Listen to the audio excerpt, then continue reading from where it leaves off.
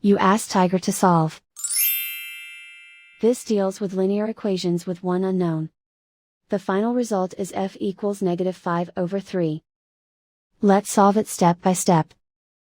Isolate the f. Multiply both sides by inverse fraction 4/3.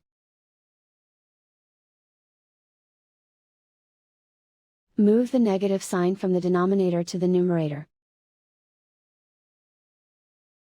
Group like terms.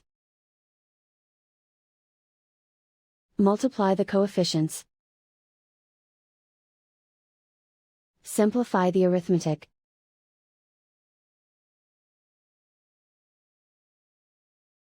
Move the negative sign from the denominator to the numerator.